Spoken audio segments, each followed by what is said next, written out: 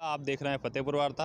आज हम आ पहुँचे हैं उत्तर प्रदेश के जनपद फतेहपुर में, जहां प्रदेश सरकार ने अभी हाल में ही मेडिकल कॉलेज का शिलान्यास किया, जिसका शिलान्यास 29 फरवरी 2019 को किया गया था। और उत्तर प्रदेश के मुख्यमंत्री योगी आदित्यनाथ जी ने इसका कार्य जो शुरू करवाया था वो 8 मार्च 2019 से शुरू हुआ था। और इसकी समय अवधि जो बताई गई थी वो ये थी कि इसका कार्य 2 साल में पूर्ण करके 7 मार्च 2021 में कंप्लीट कर दिया जाएगा, लेकिन आज तक अभी कंप्लीट नहीं हो पाया है। जिस पर बात की गई, यहाँ के जो प्रबंधक हैं, प्रिंसिपल हैं, उनसे बात की गई तो उन्होंने बताया कि इस साल इसको जो है चालू कर दिया जाएगा और इसका लाभ यहाँ की जनता और जो भी पीड़ित व्यक्ति हैं बीमारी से, उनका इलाज शुरू हो जाएगा। तो शुरुआत करते हैं। ये बिल्डिंग जो आप देख रहे हैं, कैमरा घुमाइए। ये बिल्डिंग जो है, ये बिल्डिंग यहाँ टोटल स्टाफ की ट्रेनिंग और क्लासेज और लैब और जितना भी मेडिकल से जुड़ा हुआ कार्य होगा वो इस बिल्डिंग में होगा।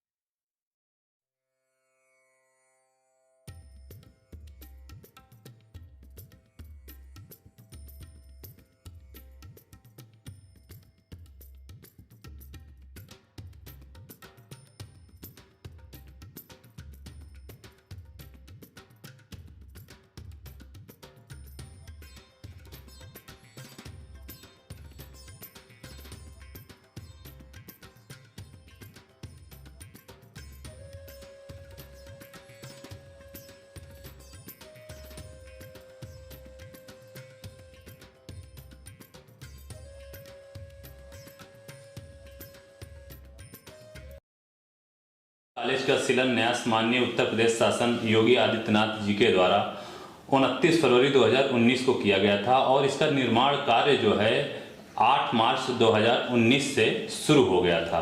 और इसकी समय अवधि जो बताई गई थी ये 2 वर्ष में कंप्लीट होने की बात कही गई थी। और आज जो है 2022 फरवरी से, अगर फरवरी से बात करें या मार्च शुरू हो जाएगा तो 3 वर्ष पूरे हो रहे हैं। इस पर आपका क्या कहना है? राज्य सरकार की प्राथमिकताओं में चिकित्सा और छात्रों के पठन पाठन के लिए मेडिकल कॉलेज फतेहपुर का शिलान्यास माननीय मुख्यमंत्री जी के द्वारा किया गया था, जिसमें कि 7 मार्च 2021 प्रोजेक्ट को पूरा करने की डेट रखी गई थी।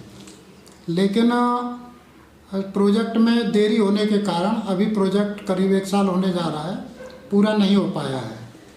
निर्माण एजेंसी का कहना यह है कि ज़मीन का अधिग्रहण होने में थोड़ा टाइम लग गया था, क्योंकि ज़मीन जो है स्पिनिंग मिल, कताई मिल के पास थी, तो उसके हस्तांतरण में थोड़ा टाइम लगा, इसलिए देरी हुई है।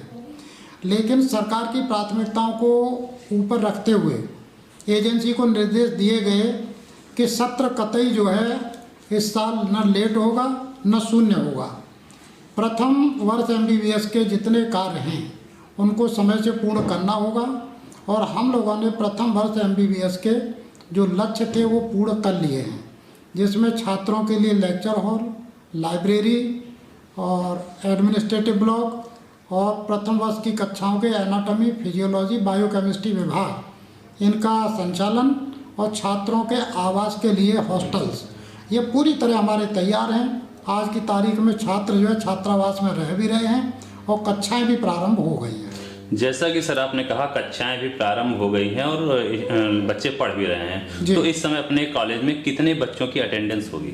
हमारे कॉलेज में ऑल इंडिया कोटा से और उत्तर प्रदेश स्टेट कोटा से नीट के थ्रू 100 सीट यहाँ पर आवंटित हैं। 100 में से 84 छात्रों का एडमिशन हो चुका है पहली फेज की काउंसलिंग के द्वारा। अभी दूसरी फेज की काउंसलिंग ऑल इंडिया की चल रही है और स्टेट कोटा की काउंसलिंग होना बाकी है। तो 84 छात्र एडमिशन लेके यहाँ पर अध्ययनरत हैं। बाकी 16 छात्र जो 16 सीट हैं वो द्वितीय काउंसलिंग के द्वारा भर दी जाएंगी। सर अपने यहाँ स्टाफ जो है कितना आ चुका है और कितना स्टाफ अभी बाकी है? जो छात्रों का पठन पाठन है तो उसमें हमारे पास फर्स्ट ईयर में 12 टीचर चाहिए और 9 जो है ट्यूटर चाहिए। इनमें से हमारे पास केवल 2 टीचर की कमी है। 80% से ज़्यादा छात्रों के पठन पाठन के लिए स्टाफ हमारे पास मौजूद है। बाकी जो क्लिनिकल साइड के हमारे डॉक्टर्स हैं, मेडिसिन, सर्जरी, चिकित्सालय से संबंधित, वो हमारा जिला चिकित्सालय पहले से ही अच्छा कार्य कर रहा है। छात्रों का 1 साल के बाद जो प्रैक्टिकल के लिए होगा तो जिला चिकित्सालय में हमारी पूरी तैयारी है। जैसा कि सर आपने सारी बातें बताई, लेकिन इसका लाभ जो है आम जनमानस को कब से मिलना शुरू होगा? आम जनमानस को तो लाभ मिलना शुरू हो गया है क्योंकि छात्रों का प्रवेश तो हो चुका है। दूसरा जो लाभ मिलने वाली बात है आम जनता के लिए चिकित्सालय की है। तो माननीय प्रमुख सचिव चिकित्सा शिक्षा के द्वारा अभी पिछले सप्ताह ही जूम के द्वारा बैठक करके निर्देश दिए गए हैं कि अस्पताल संचालन के लिए क्या क्या आवश्यकताएं हैं उसका विस्तृत प्रस्ताव 10 मार्च तक उन्हें उपलब्ध करा दिया जाए। तो हमने टीम लगा दी है, 10 मार्च तक प्रस्ताव तैयार हो जाएगा, शासन से अनुमोदन हो जाएगा और हम लोगों का लक्ष्य है कि इसी वर्ष चिकित्सालय का भी प्रारंभ कर दिया जाए, जिससे 300 बेड का चिकित्सालय जनमानस के लिए चिकित्सीय कार्य के लिए उपयोग किया जा सके।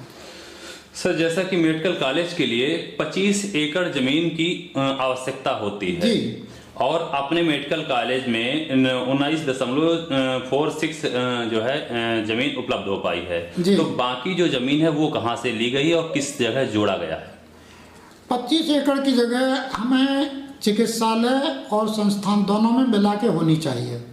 तो 19.6 एकड़ तो हमारी इस संस्थान में है और करीब 6.7 एकड़ जमीन हमारी जिला चिकित्सालय में है।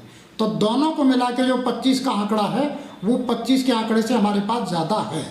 लेकिन संस्थान के विस्तार के लिए हमने बैठक में माननीय मंत्री जी के सामने प्रस्ताव रखा है कि अभी संस्थान का विस्तार करने के लिए और भूमि की आवश्यकता होगी। तो वहाँ से हमें निर्देश दिए गए हैं कि आकलन कर लिया जाए कि कितनी और आवश्यकता है, तो सरकार इसके लिए प्रयासरत है और भूमि दिलाएगी। जैसा कि आप यहाँ के प्रिंसिपल हैं, प्रिंसिपल होने के नाते मैं आपसे ये जानना चाहता हूँ कि जनपद वासियों को या जहाँ का भी लोग यहाँ आए, जहाँ के भी लोग आएंगे यहाँ इलाज करवाने के लिए, उनको आप क्या संदेशा देना चाहते हैं अपने मेडिकल कॉलेज को लेकर के? जनपद वासियों के लिए और जनहित रोगियों के लिए ये तो बड़े सौभाग्य की बात है कि लेवल 3 का यह हॉस्पिटल इसी वर्ष के अंत तक जो है प्रारंभ हो जाएगा, जिसमें कि OPD, IPD, emergency, OT, ICU, CT scan, ये तमाम सुविधाएं 300 बेड के चिकित्सालय के साथ यहाँ प्रारंभ इसी वर्ष करने का जो सरकार का हमारा लक्ष्य है। तो वो पूरी सुविधाएं हमारे आसपास की जनता को उसका लाभ मिलेगा और उनका स्वास्थ्य भी अच्छा होगा और उनको रोज़गार के अवसर भी बढ़ेंगे कि जब चिकित्सालय होगा तो इनडायरेक्ट जो रोज़गार होते हैं वो भी इस क्षेत्र में बढ़ेंगे।